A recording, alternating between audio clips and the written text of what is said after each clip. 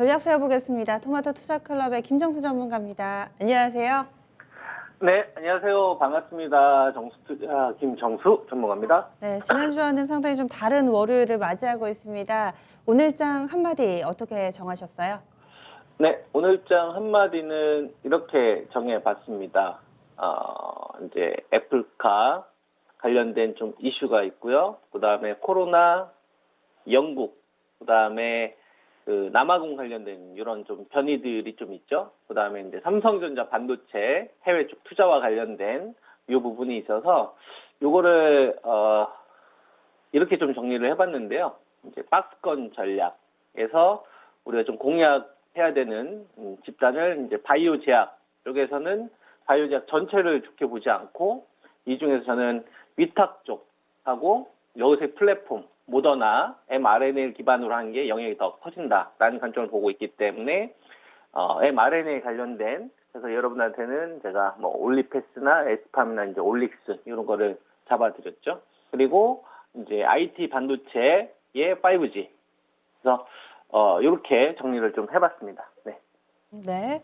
그러면은 전문가님도 사실 올 한 해 내내 자율주행은 좀 봐야 된다라고 얘기를 해주셨는데 오늘 나온 이 현대차 그룹 쪽에서 밝힌 협의를 하고 있지 않다라고 한 공시에 대해서는 어떻게 보시는지 그리고 그 밖에도 포인트를 좀 많이 잡아주셔가지고 하나씩 좀 설명을 해주세요.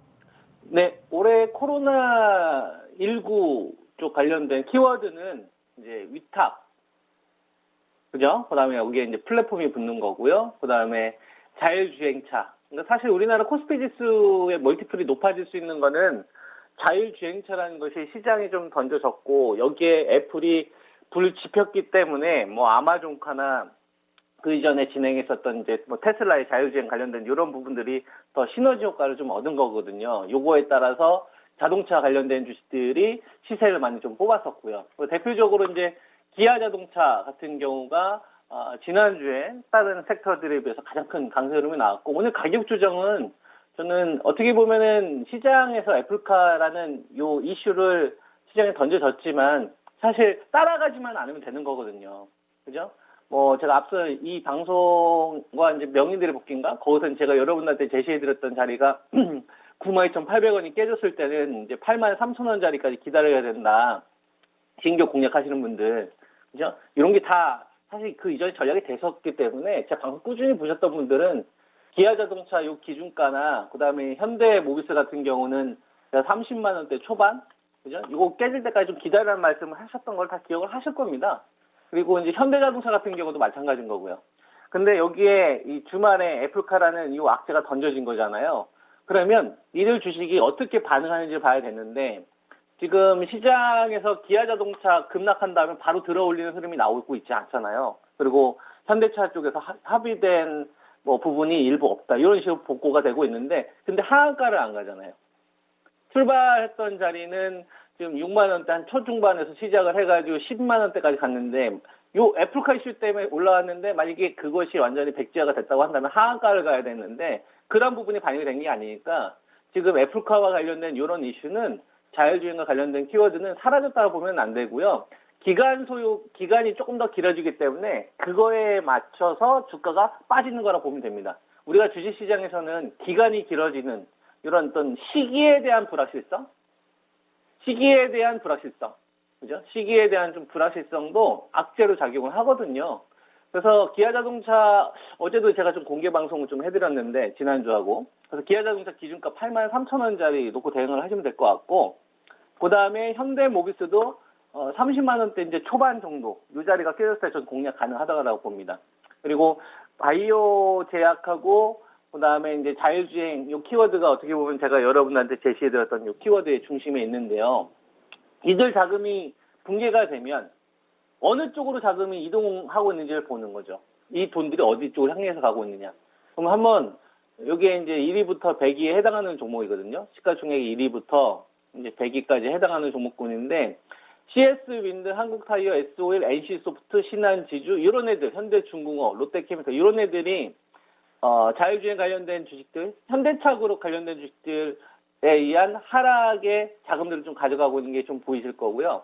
그 다음에 코스닥 같은 경우를 보게 되면 MC넥스라든지 뭐 이런 업체들 있잖아요. 그러니까 자율주행 관련된 테마로 좀 묶어서 갔던 애들. 그 프리미엄이 빠지면서 이 돈들이 어느 쪽으로 가냐면 솔브레인, PI 첨단 소재 이런 애들, TCK, 올릭스, 그러니까 IT 반도체와 그다음에 바이오 제약 쪽. 콘사에서 시총이 제일 큰 집단이 바이오 집단하고 IT 집단 아닙니까? 그러니까 이거는 박스권을 시장이 건들지 않겠다. 이렇게 보는 게 저는 맞을 거라고 봅니다. 그래서 코스피 지수 기준으로는 위쪽으로는 3,140에서 3,160 이상, 이 이상에서는 전 먹을 게 별로 없다라는 말씀을 좀 드렸었고, 그리고 아래쪽으로는 기본적으로 이걸 제압하지 못하면 기본적으로 이제 3,040선, 그 다음에 깨지면 2,990선, 이런 식으로 저는 박스권 전략을 그대로 가져가면 된다.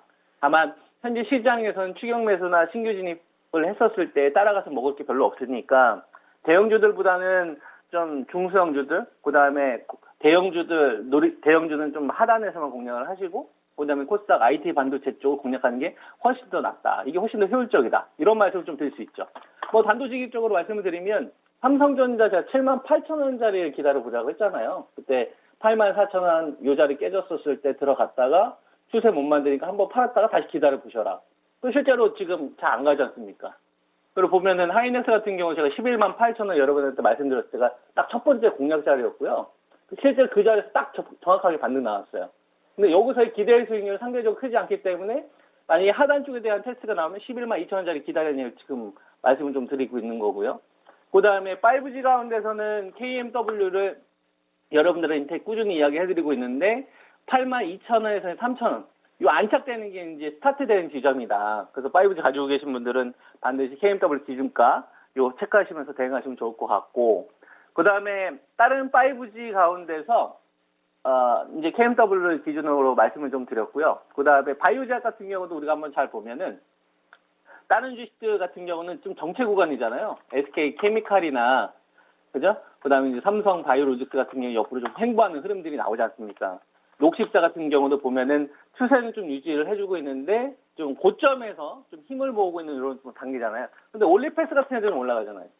신고가를 좀 치고 가고 있고, 똑같은 조정이 나오더라도 올리스 같은 애들은 좀 고개를 점점 좀 들고 있는 흐름들이 나오고, 그 다음에 H스판 같은 경우도 아직 뻗지는 못하지만은 지금 60일선 넘어선 상태에서 좀 횡보하는 흐름이 나오고 있고, 그 다음에 뭐 아이징 같은 이런 업체들도 가격 선 조정이 좀 진행되다 보니까 좀 다른 똑같은 바이오젠 가운데서 먼저 좀 매수가 들어오는 게 사실이거든요.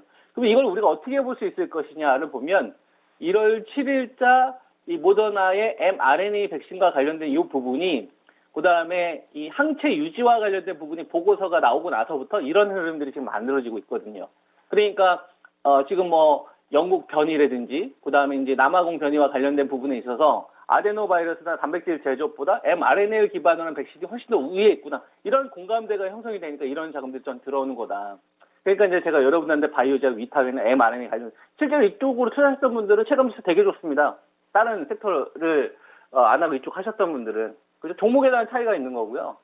그리고 반도체 가운데서도 이제 제가 여러분한테 이야기했던 게 삼성전자나 하이닉스 가격이 오지 않으면 테스라라고 했잖아요. 테스 같은 경우도 보면은 똑같은 IT 반도체 내에서도 저는 훨씬 더 견조한 흐름들이 계속 만들어지고 있다고 보고 있고요. 그 다음에 이제 오늘 말씀을 좀 드리는 게 원익 IPS도 이렇게 되게 되면 같은 관점으로 저는 좋게 봐야 된다고 봅니다. 뭐 테스하고 비교를 해보면 얘네들은 이제 전공정도 있고 뭐 OLED도 있고 디스플레이 쪽 관련된 부분 세 가지 다 가지고 있기 때문에 요번에 좀 다른 반도체에 비해서 먼저 좀 시세가 터졌던 이런 부분도 있는데요. 직전 고점이 좀 깨지는 자리, 한 60에서 금방 자리, 이런 자리가 나오면 코스닥 반도체 섹터들도 얼마든지 공략할 수가 있다. 그러니까 사실 시장이 박스권 구간이 왔었을 때 따라갔던 사람들이 당했던 거지, 저처럼 기다리고 가격 조정이 왔을 때 공략했던 사람들은 굉장히 지금 구간이 체감일수가 좋습니다. 여러분들도 전략 세우셨을 때 그 시장이 좀 분위기라는 게 만들어지잖아요. 어느 한쪽으로 좀 몰아붙인다거나 아니면은 뭐 투자 심리를 좀 좌지우지 된다거나 이럴 때 중심 키워드를 잡고서 내가 어떻게 전략을 세울지만 뚝심 있게 가져가면 지금 현재 시장 구간에서 많은 것들을 기회로 좀 만들 수 있다고 보거든요. 이런 것들 좀 참고하시고 전략이 좀 도움 되셔서 좋은 결과 맺으시기 바랍니다. 네. 네, 알겠습니다. 오늘 말씀 고맙습니다. 예, 감사합니다.